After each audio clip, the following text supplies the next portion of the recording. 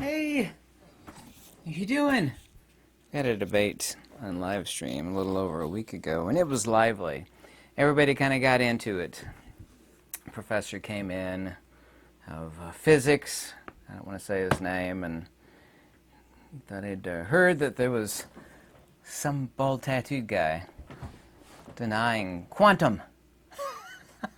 So, had a neat little debate, and devil's always in the details, the nuances, where all the truth lies, unfortunately. And a lot of people, unfortunately, confuse correct descriptions with explanations, and they're never true. I mean, ancient Egypt did a lot of amazing science in building things that even confounds people to get today. The explanations that the Egyptians gave were, of course, metaphysical and spiritual and complete nonsensical. But nobody with a half a brain would confuse that as the correct explanation for the science done by the ancient Egyptians. Before actually getting into this video, it is the case, and I've been debating various topics over the decades, that if you can't debate something with ease, then there's only two possibilities, or both. You either don't grasp it really at all, and you also too can't explain it simply like to a child, or your position is untenable. There's a great word, untenable. It means you're standing on shaky ground. In other words, your position is nonsense or hogwash, and all of quantum is based upon that. By the way, quantum is a subset of relativity. Yeah? QED, Richard Feynman, Leonard Susskind, all the rest of the people that actually follow after that.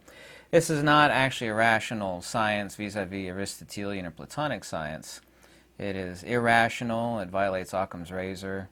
It is nonsensical. It doesn't follow. It is barely descriptive, and it is anti-explicative. You actually have to completely shut off the rational part of your brain, kind of like a belief system, to wrap your brain around it, because nobody can wrap their brain around it because it's completely nonsense.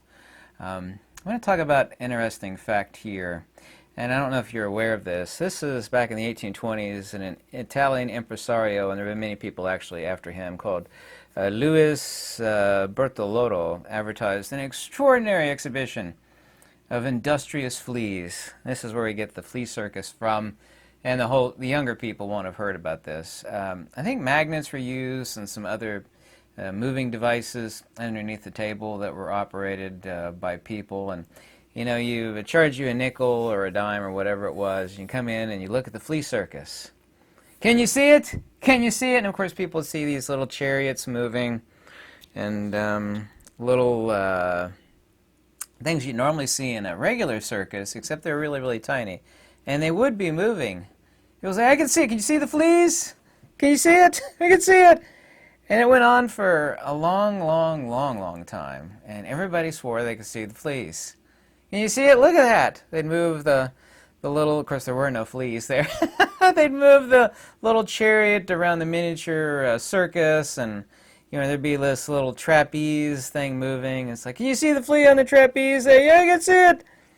Same as same as true of quantum. If you actually get enough people that are trying to impress you with their credentials, which of course has no connection to truth, logic, and rationality, they can get you to believe a lot of things. And I think a lot of people, actually I know, a lot of people think, well, you know, there's no way that fat, bald, tattooed guy knows anything about this topic, but it turns out I actually do. I know the whole origins behind where the word quantum came from, and all the people that sit behind this nonsense, which is an arithmetic-based belief system that you can quantize anything and everything. And you can certainly try, but you'll certainly fail. I'll have to remind you once again for the 1000th time, there's no branch of science that's ever defined the term energy or field. Energy is the ability to do work. Sure it is, right there in Wikipedia. Well, that's descriptive, that's not explicative. No branch has ever defined energy or field. And they talk about lines and waves, and of course there's no such thing as a wave. People, sure there is. I see waves everywhere. Waves of what? Because a wave is not a thing, and neither is a measure. Das Lichtwand, meaning a quantity, is a reference to a measure, and let's talk about that in a second.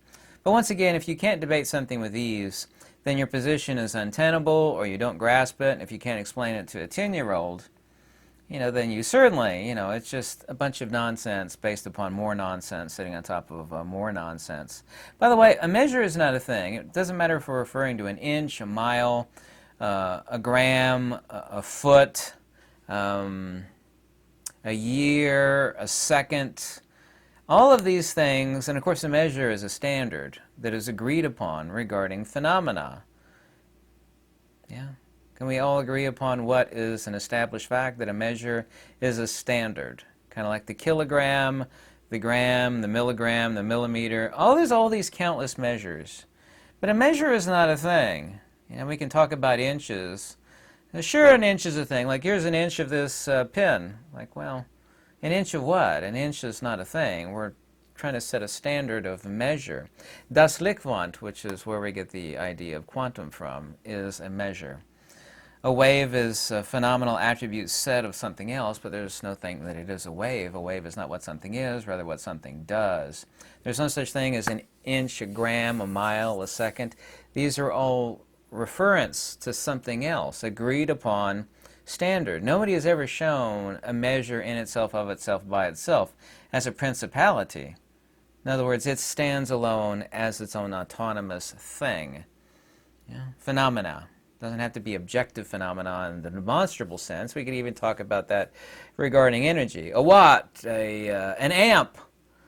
Well, a watt of what? Energy! But you never defined energy. Well, it's ability to do work. No, you just described what energy does as a general reference, but you didn't actually define energy. Shut up! Where's your PhD? That's where it always goes to. It always does. So, measure is not a thing. No one can show you an inch or a gram or a mile or anything else. No one can show you a wave, because a wave is not a thing. We have to talk about a wave of what?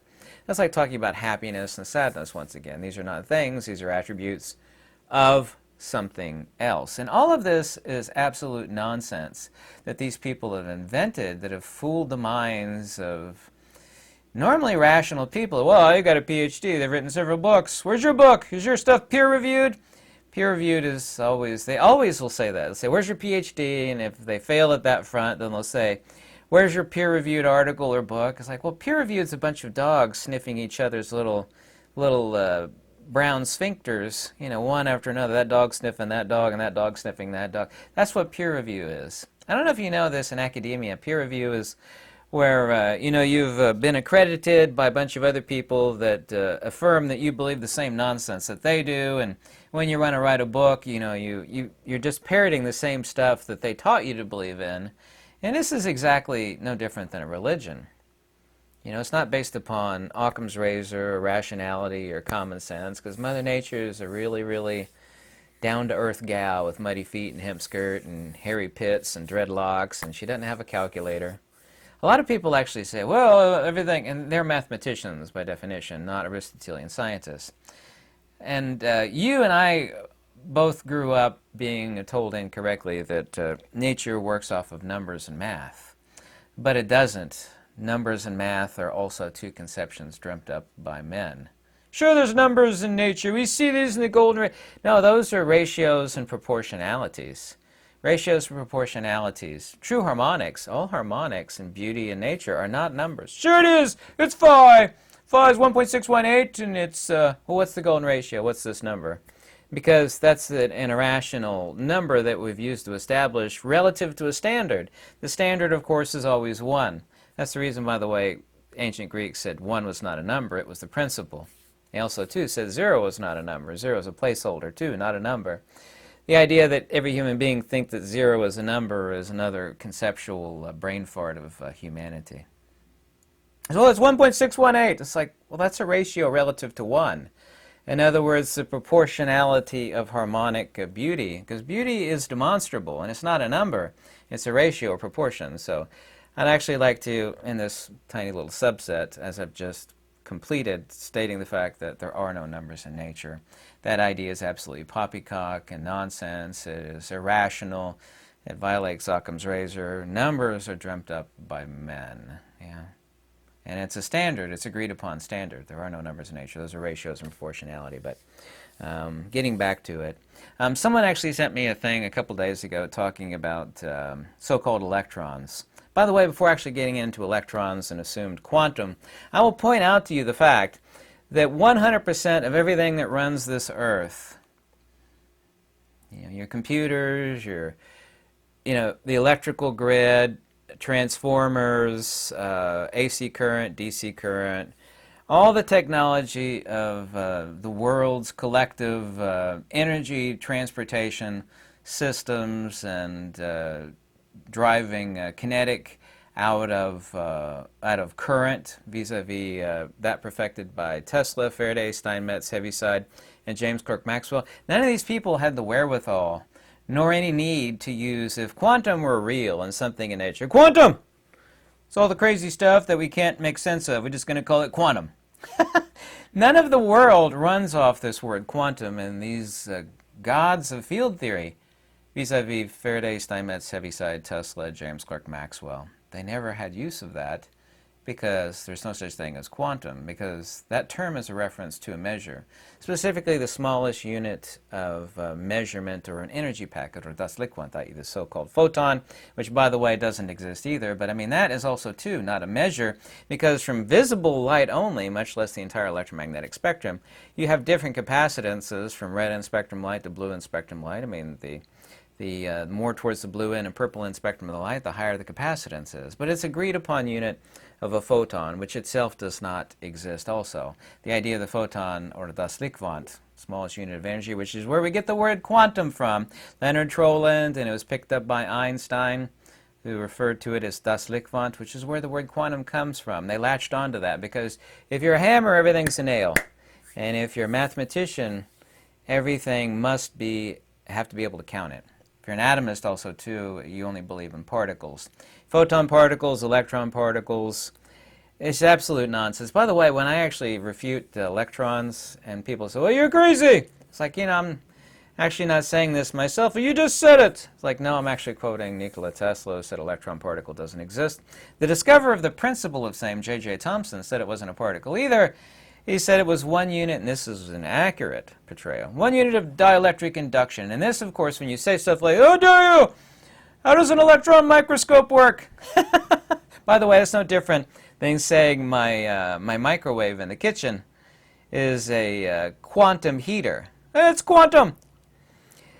An electron microscope, if it were accurately defined by, say, some sort of advanced species from another world that was not caught up in atomism and the nonsense of the poppycock of relativity and quantum, they would accurately call it, what would they call an electron microscope, which doesn't work off of electrons? They call it an electrostatic reflectance imager. E-R-I, electrostatic reflectance imager, which is accurate. By the way, you can actually take electrostatic discharges and you can use an imager machine from that. There's never been a perfected one off of mere electrostatics, and image something at the nanoscale just from electrostatics. It's like, how is this any different than a $1 million electron microscope? Well, it's not. Well, you see, this over here works off of electrons, which don't exist, which was said by Nikola Tesla and the discoverer of same, very, very brilliant person, J.J. Thomson, and Eric Dollard and others, because there is no such thing as an electron. Sure there is. It's the movement of power from point A to point B. Once again, you have the mind virus of relativity, which is atomism. And the cornerstone of atomism, kind of like peanut butter and jelly, is mathematics. You can't count it, don't believe in it. You have to be able to count it. It's like, well, you never even defined field or energy. Yet you think you've got a firm handle on how Mother Nature works? And of course they don't. It doesn't matter how many PhDs they have, how many peer reviews their papers have, everything fundamentally breaks down on the fact that everything they say is irrational, nonsensical. They will literally tell you, and you could go look this up, don't take my word for it, that magnets are emitting, it's not that this is a magnet, magnets are emitting virtual photons. That's no different than saying unicorns and leprechauns. Absolute crazy poppycock. Just completely ridiculous. Here's a quote from Walter Russell. There is nothing more fantastical and a travesty of how nature works than is quantum theory. Its very basis has no relationship to reality. Here's the god, by the way, of Literally, they consider him the god of quantum. Richard Feynman.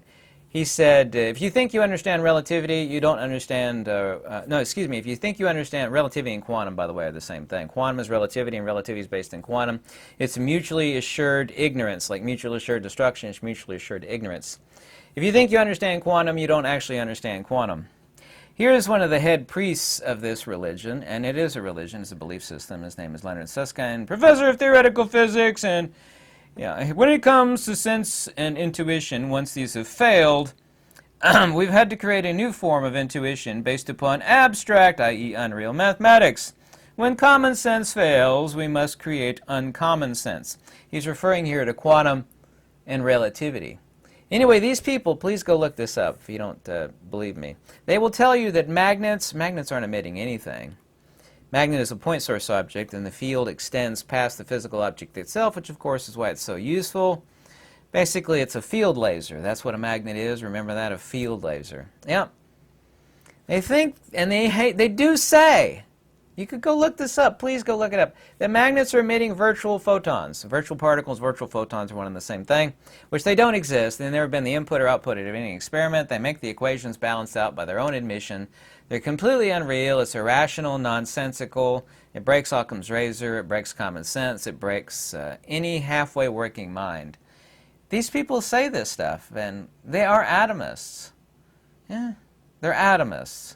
By the way, everybody should go look. There's like 1 million copies of it on YouTube. Type in Richard Feynman, F-E-Y-M-A-N. Richard Feynman explains magnetism. He's sitting in a high-back chair, and he wiggles and squirms like a frog on a hot plate. And the guy that's asking him the questions, he's just asking simple questions, not trick questions. It's 7 minutes and something long. Everybody should see it. This is who they consider to be the god of relativity. And quantum! Quantum! What's the answer? Quantum! Yes, what is magnetism? He sits there and wiggles and squirms in his chair, and he talks about an old woman slipping on the ice. It would have been considered a lot more intelligent if he said, I have no idea what it is, how magnets work. But he doesn't do that. Well, you know, I could explain it to you, but you're not really smart enough. You know, it takes an advanced mind. He basically says that. It takes an advanced mind to understand this stuff. And, well, what is magnetism? What is this instantaneous action at a distance of attraction? Of course, there's no such thing as magnetic attraction. That's a misnomer I've talked about endlessly. And repulsion between magnets. Well, you know, it's really hard for you to understand. I could explain it to you, but it would take a long time. 7 minutes of a man who these people... Everybody in quantum and relativity considers that guy a god. I have this guy's books. I don't care what you think about me, the fat, bald, tattooed monkey here. I don't care what you think about me. I've got that guy's books.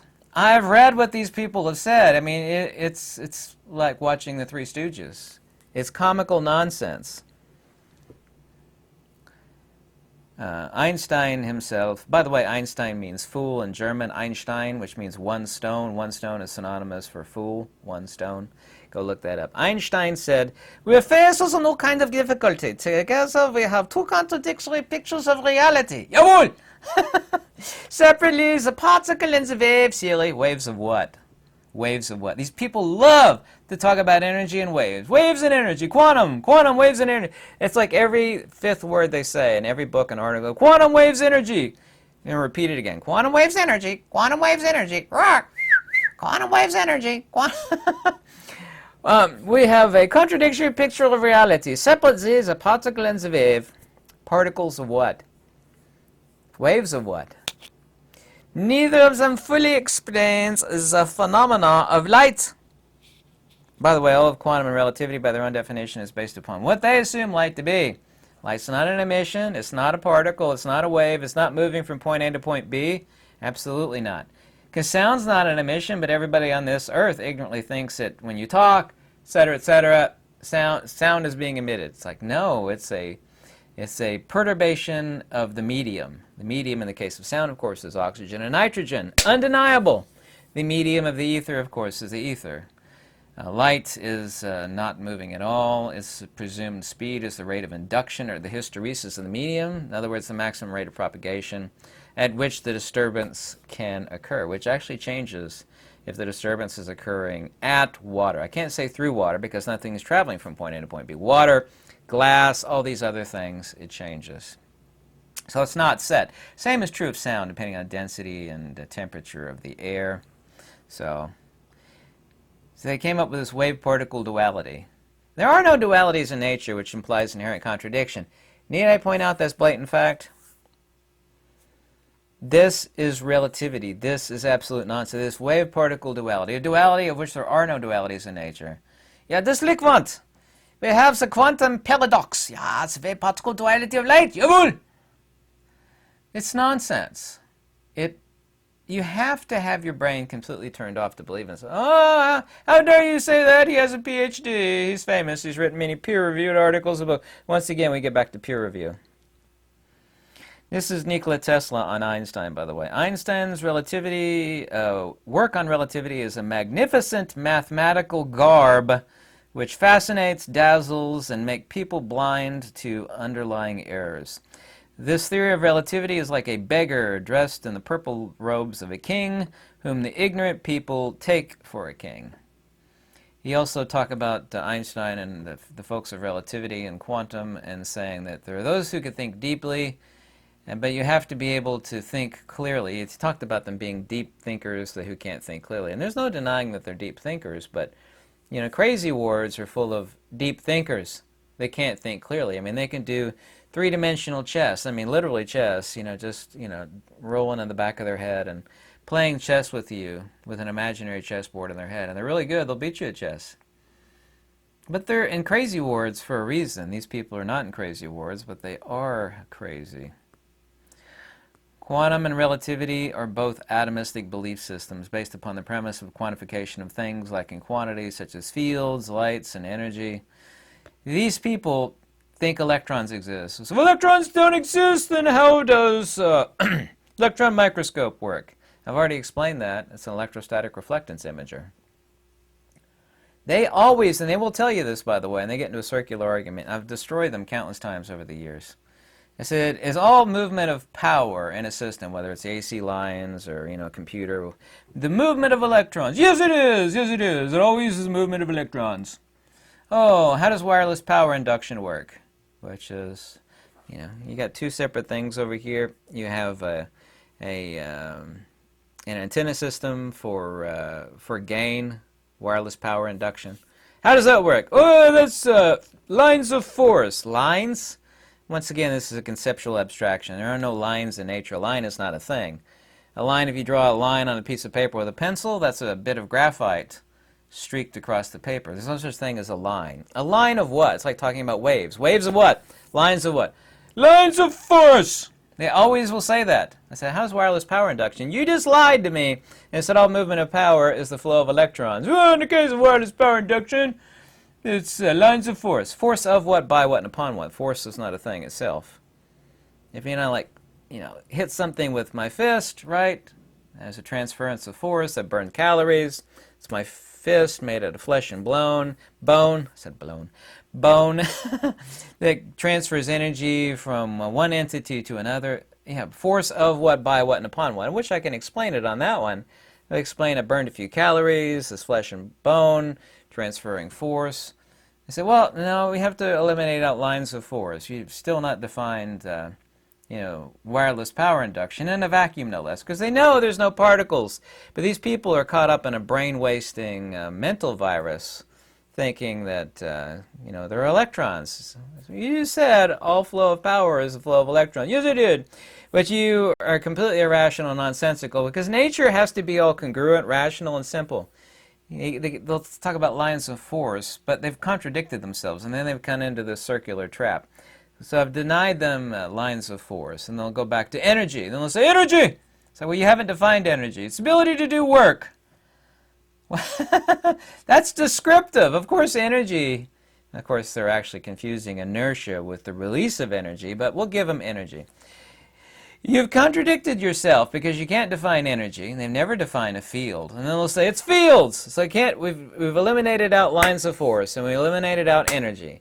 And then they'll say, fields. So you've never defined fields. Sure, fields are lines of force. So they go in a complete circle.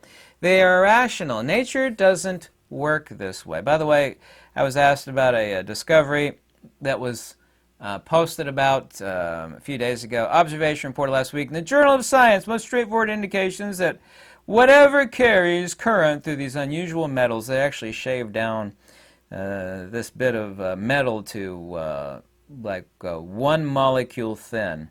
Doesn't look anything like electrons, because these people think the flow of power is electrons. This is no different than wireless power induction. The new experiment strengthens suspicions that a new quantum phenomena. Quantum phenomena, let me translate that for you into English. Quantum phenomena means we have no idea. Suspicious that a new quantum phenomena. When these scientists say quantum phenomena, they're not actually saying anything. They're saying, this is the translation. We have no idea. New quantum phenomena arising with these strange metals also provides the grist for theoretical physicists attempting to understand what it might be. The boiled down summation of this is, we have no idea. Because their idea of the movement of power, and they'll love it, they'll call the electron the charge-carrying particle. It's not a particle at all. And if it's the charge-carrying particle, then that's like calling it a car, and the actual charge is inside the car. So if you call the car the electron particle or the particle, it's carrying the charge, but it's not the charge itself. These people are inherently contradictory at absolutely every level. Nothing they say is rational, logical. You have to turn your brain off and believe in it. Kind of like this crazy idea. I mean, it's just all sorts of crazy religious belief systems out there. You can't eat pork on Sunday except when the new moon, you know, just nonsense. Like, okay, that doesn't make any sense. Well, it doesn't have to make sense. You just need to believe it. How dare you? I'm a priest of the religion of quantum. How dare you question me? I have a PhD. Where's your PhD? Where's your peer-reviewed paper? That's a fallacy, by the way. People go, where's your PhD? It's like, no, we can have a rational discussion about, you know, the erroneousness and fallacious content of the stuff that you write about. Oh, where's your PhD? Which stands for piled high deeper. Nothing these people say and espouse, and, you know, the cred, which is false cred that they're throwing around, is rational. Nature must be rational, simplex, divine. It can't exist the way these people have painted it. The gods of field theory and the electrical grid system, vis-a-vis Faraday, Steinmetz, Heaviside, Maxwell, they had no need for this crazy word quantum. Quantum is not a thing. It is a belief system based in mathematics and irrational nonsense. You can call anything quantum. That doesn't give credence to the word quantum. I could say, like, what broke the tree outside? It was a Sasquatch. Oh, yeah? Yeah. You could blame all this stuff on Yetis or Bigfoot or Sasquatch, whatever you call it. What knocked over the garbage can in the backyard? It was Sasquatch. What's knocked over? Look! Yes, it is knocked over. Well, it's Sasquatch! How dare you deny the Sasquatch? This is the same people with quantum. What was eating out of the garbage can? Something like ripped open the garbage bag in the garbage can. Was it a possum? No, that was Sasquatch. I have a PhD. How dare you deny me? It was Sasquatch. Look, the garbage can was open. The garbage bag was ripped open. It is obviously Sasquatch. This is what Sasquatches do. And possums and raccoons, right? Therefore, it must be Sasquatch. This is the same fallacious argument that the folks of relativity use. What about quantum computers?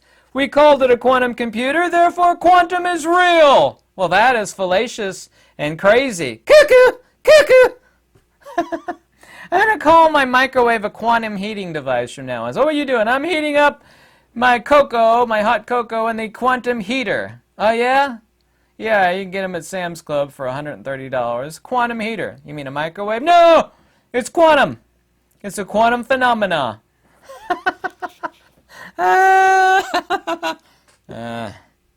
They're literally that bad. Thanks for watching. Quantum! What nonsense.